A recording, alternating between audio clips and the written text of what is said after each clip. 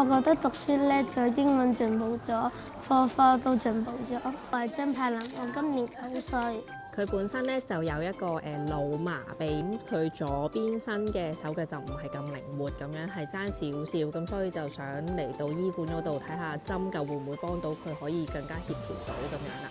事前咧咁佢隻腳或者啲手咧啲筋就比較緊嘅，咁可能有陣時會行路嘅時候會仆親啊咁樣，咁針灸咗之後咧就少咗好多呢個嘅情況，而筋嗰方面咧都比較鬆咁樣，咁就好咗好多，改善咗好多啦已經。